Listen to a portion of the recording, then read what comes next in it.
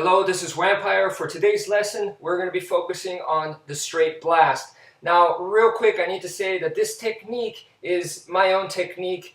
I got it from a whole bunch of different styles put together, and this is for the k4s system.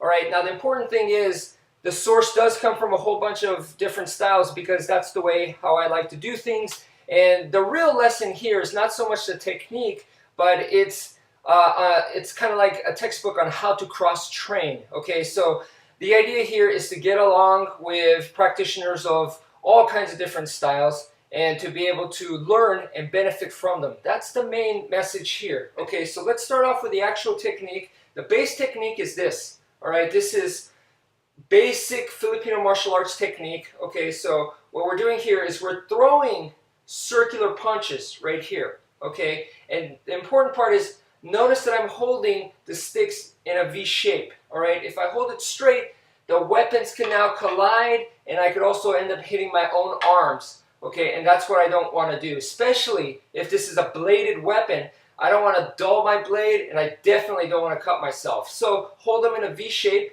and just about any kind of bladed weapon or blunt weapon like this, you should be able to do this no problem. You should be able to throw your punches and not get caught up. Okay, so that's the important thing, number one. And with the sticks or even with a blade, the important thing is you could throw a punch, so you could actually be throwing a punch and ignore the weapon, all right? Or you could actually be kind of throwing the weapon right here. You could attack with a weapon, so you could still attack with a weapon, and it's the same idea right here. So there's a slight snap right here, snap, snap, or you could, if it gets closer, you end up using your fists. So you're using the entire length of the weapon, including all the way up to your fist. So that's really cool in my opinion, and that's exactly what we're all about here. Okay, so now let's talk about power source. All right, the first one is to get a little bit more power to this. What we're going to do is we're going to drop the weight down as you punch. Okay, so drop the weight down.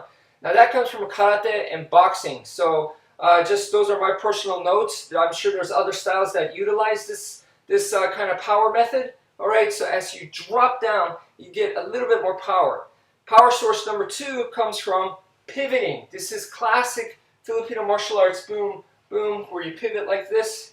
Okay, boom, boom, and you pivot like that. So the pivoting motion basically gives you a follow through. So it gives you a little bit more power, but you have to keep in mind that as you throw these punches, you're going to have to control it, okay? You can't be doing this the whole time, okay? Because now you could be wide open. So you have to control it, and when you got to be fast, don't do the follow through. When you see an opportunity, then you could do the follow through. Okay, so this next power source, this way of thinking comes from Wing Chun, and this is an excellent drill for you guys to practice. So we're going to need a wall right here, and basically you're going to put your fist up against this wall, and you're going to make sure that your body's leaning forwards into it. So if I remove my fist, I'm going to fall forward. Okay, that's exactly what I want. So this fist kind of has to be in the right place in order to support my weight.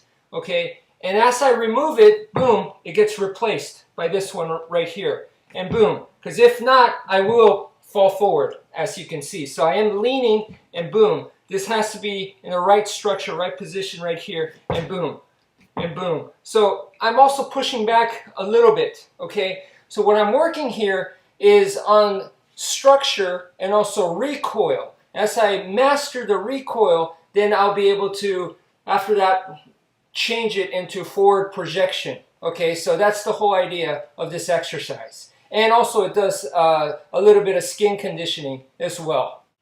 This next power source is more from the JKD way of thinking, and we're actually going to go back to more traditional Eskrima Filipino martial arts. Okay, so the idea here is the way I would do it is the power comes from running. So I would have my students line up, okay, and they all have sticks, and I would basically run, and the first stick that I see, I'm going to hit it, okay, and then continue on with the straight blast. Okay, so once again, I'm running, and then I hit it, and then boom, boom, boom, boom, boom, boom, and continue on hitting the other sticks like that. So they're all lined up like in a gauntlet, and the first person, I run up and I hit their stick, and then continue on like that. Okay, if you only have one person or one thing to hit, like let's say a pole or a dead tree, then that's fine too. you hit it and then go off into the straight blast off to the side. Don't keep doing it to the target, okay, because you don't want to run into the target essentially.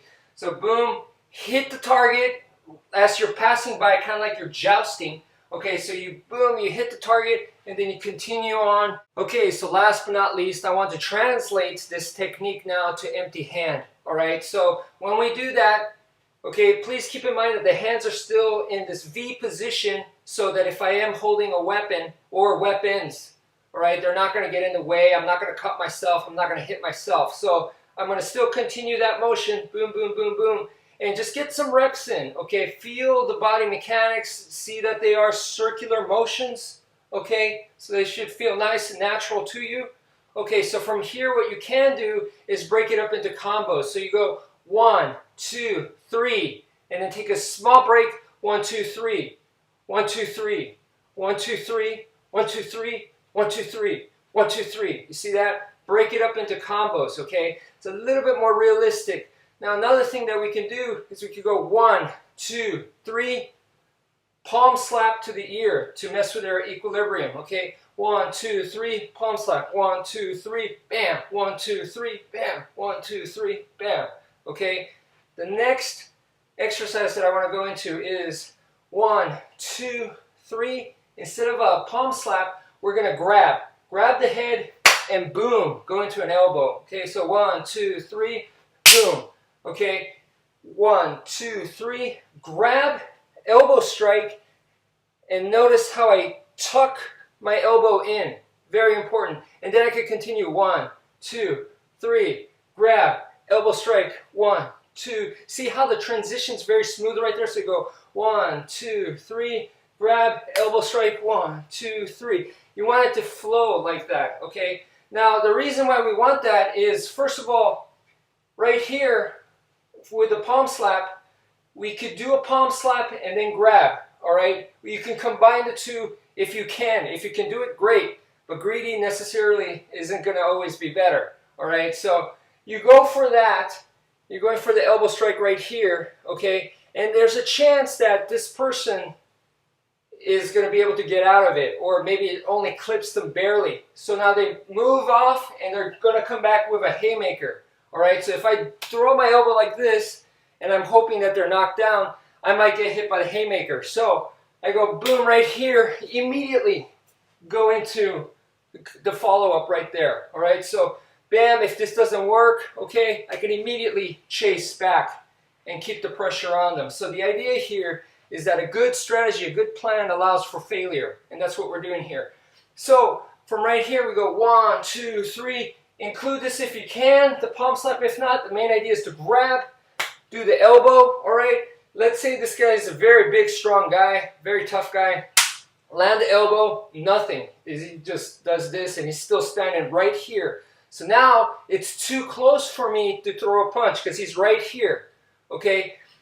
If he's that close and my arm is right here, at least my arm is tucked in now. And if it's tucked in, now if he wants to go for a clinch or a grappling type situation, this is exactly what I need to keep him off of me, to fight that, all right? So I have my forearms here to use as a pry, as a wedge, and to get my hips away from him, because if not, he's going to get underhooks, and he's going to grab the hips and take me down. So I use this to keep him away like that. So, but you're not going to be able to do that if your arms aren't on the inside. And this technique, 1, 2, 3, bam, boom, it encourages that. You see, my arms come right back in to continue this. So even if the distance is too close and my arms get pancaked, at least they're here where they need to be. And now I could fight for underhooks if I need to. The other thing is, if my arms are here and he's right here, he's too close, now I can switch to a chainsaw technique where I'm actually striking with my forearm and I'm also scraping with the forearm. And this technique goes back to the Filipino martial arts, which is actually a modification of the Heaven Six. It is called the 10 count drill. So we're going 1, 2, 3, 4, 5, 6, 7, 8, 9, and 10. All right, so this part right here, this motion right there, that is the chainsaw, okay? And normally what's done in the Filipino martial arts is you move their arm and you pin it up, and then you go like this with a blade, okay, and you rip them all apart right here. So that's the chainsaw, the original chainsaw technique, but now we're just applying it to empty hands. So those are a lot of exercises for you guys to practice. I hope you enjoyed it. Thank you for watching, and take care, folks.